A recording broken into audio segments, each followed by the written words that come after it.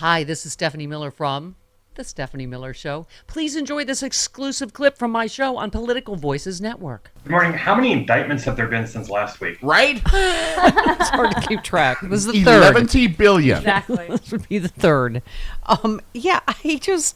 It is hard to, wrap your arms around where we are in this country politically, right? I guess it's just, your dad and my dad's Republican Party. Where are they, right? Republican Senator Lisa Murkowski just said that the indictment today has only reinforced that the former president played a key role in instigating the riots resulting in physical violence and desecration of the U.S. Capitol. She'll probably be the only one, right? Yeah. maybe Mitt Romney. I mean, that's it, right? People that are currently in office. I mean, lots of Republicans who are no longer in office, which tell you everything you need to know about the modern Republican Party, are torching the president and his credibility. I assume you saw Mike Pence on Fox yesterday, yes, calling out Trump and his crackpot lawyers. So, I think the telltale here is that there is nobody in the Republican Party who is currently in elected office who has the guts to do what's right. Yeah, thank you. And by the way, Stuart Stevens, who Republican strategist, said, in today's indictments further illustrate Mike Pence was surrounded by a plot to overthrow the U.S. government. What did he do? Did he call the FBI, alert the public? No. He called Dan Quayle, waited to see if the plot would succeed, then threw in with the winner at the last minute. I mean, it just cowardice through and through. And I don't care. He gets way too much credit for just following the law on one day because he was forced to. I mean, Tom Nichols, who's a former, Republican, said Trump's an enemy of the United States. We can no longer indulge in the pretense that supporting him is just another political choice, or that agreeing with his attacks on our democracy is just a difference of opinion. I mean, that's where we don't have any people on the other side with the moral clarity, really, to say that. Well, and it makes you wonder how many of them would be saying the same thing if they were not in office and worried about where the Republican Party's base voters are these days. Right. And that's the issue here. It's not just that these Republican politicians are unwilling to do the right thing. There's a reason that they're unwilling to do the right thing. It's because the base of the Republican Party is captive to one man who does not care about the Constitution in the slightest. Yeah. Yeah. I think through some New York Times headline about, the educated voters always think that they're right. And, but it's just, it was more of this both sides do it kind of headline. But, but are they really the good guys? Like, it's just like, what? Since when did we become against educating people? As I save this little tidbit for you, Karl, being on a school board, right? I mean, Trump said it better than anybody could, right? He loves the uneducated. Yeah. And, look, there will, as long as there is political prognostication, there will always be media out there who try and find a way to say that both sides are to blame. Yeah. It is the most hackneyed thing you can do. But it's celebrated in Washington. We have Dr. Redliner coming up, and these MAGA moron interviews you see outside the rallies. One woman just said, "I don't think Ukraine war is real. That's just fake news. It's not even happening." Wow. But we're having a COVID uptick over the summer because of the same thing, just dumbassery. I mean, this is what we're confronting. Just anti-science, and those people are not inventing it out of whole cloth. They are getting it directly from people who are inventing it out of whole cloth, right? Yeah.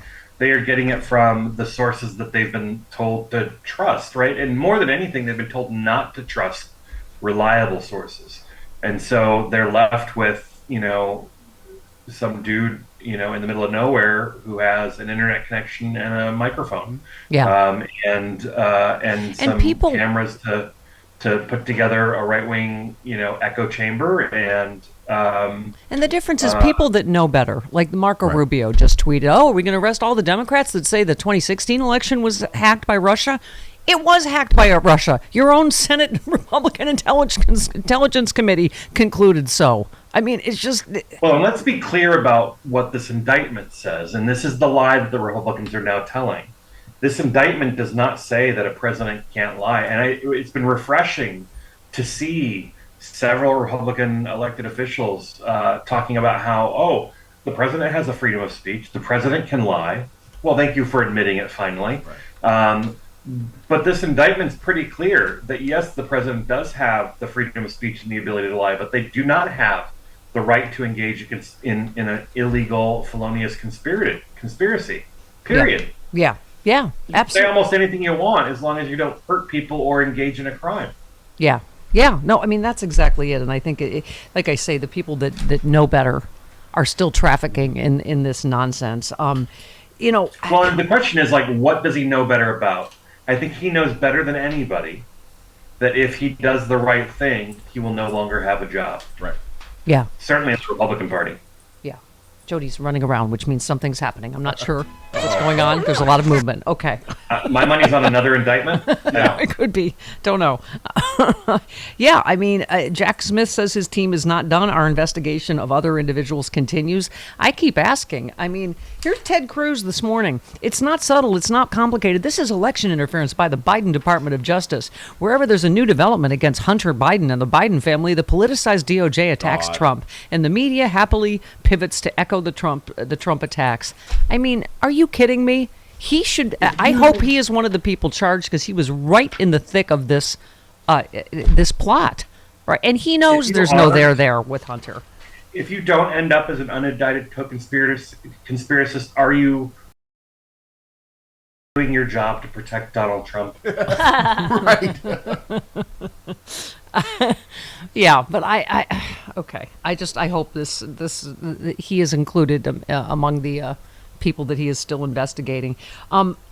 Yeah, and by the way, Noel Castler, our friend, said Trump was always obsessed with TV and ratings. It's only fair that his trial be televised. You wanted to be a reality star, bitch. Now own it.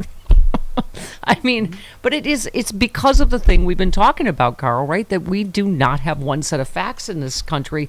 And this is a test for us as a country, not just for Trump, right? I mean, this is why I feel like to get back to some sense of facts and reality, these have to be televised, I think, these trials, don't you? Well, and if we Especially don't this televise one. them, we're going to be treated to, the filtration of the right-wing echo chamber on this. Yeah. And the facts won't get to the people.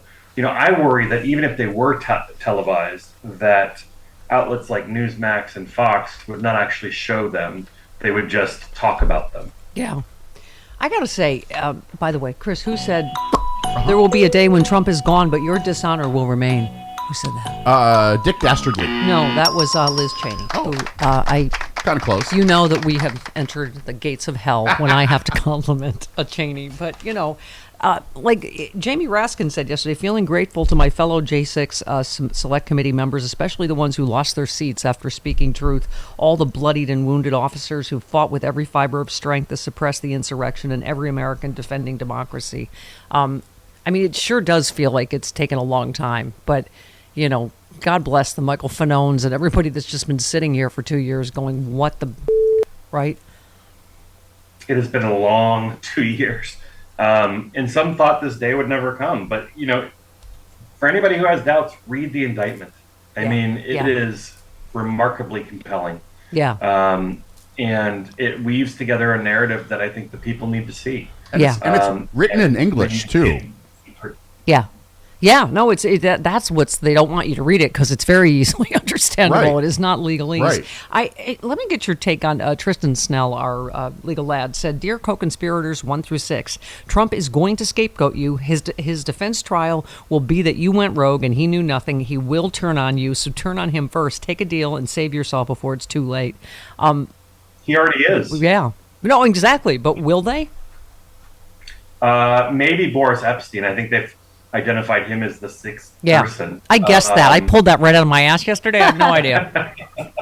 And then I changed my mind the minute someone said Peter Navarro, Jenny Thomas. I'm like, oh yeah, that's it.